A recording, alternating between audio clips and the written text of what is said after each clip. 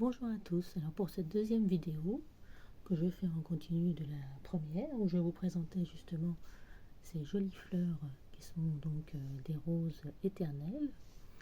Comme je vous disais, je les utilise donc dans les bouquets de mariée, donc pour justement qu'elles aient une tige pour qu'on puisse les utiliser, il faut donc simplement les transpercer délicatement, donc tout doucement, parce que c'est vraiment un travail qui est très très délicat.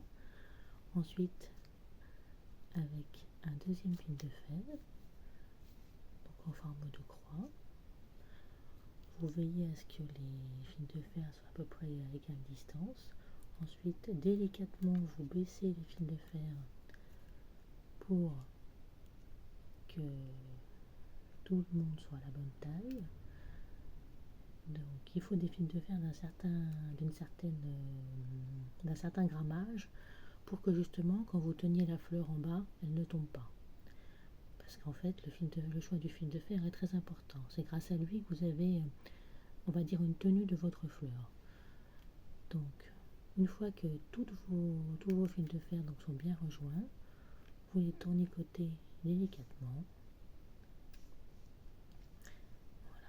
Et ensuite, vous tenez en bas et vous secouez. Et vous allez voir que du coup, la fleur ne bouge pas.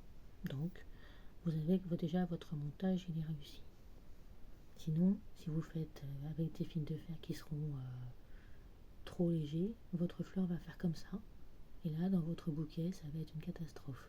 Puisque dès que vous allez bouger, même si les autres fleurs sont là, certaines sont plus lourdes que d'autres. Et donc, du coup, ça va créer un déséquilibre. Et vos fleurs vont s'avachir.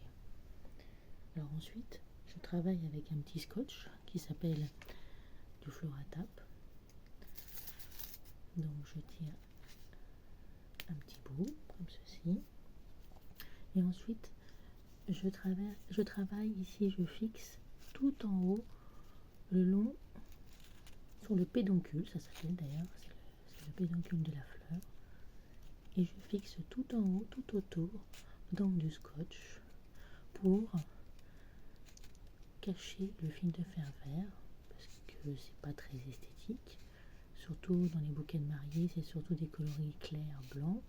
Donc justement, on utilise du Floratap blanc pour que ça ne se voit pas à l'intérieur du bouquet.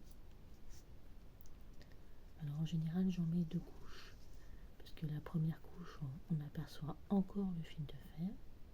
Donc voilà, en tournant, vous voyez déjà ce que ça donne. Ensuite, je reprends une deuxième bande et je repars tout en haut, comme la première fois. Je colle bien délicatement et ensuite je tourne. Et donc là, on arrivera quasiment à avoir une tige blanche.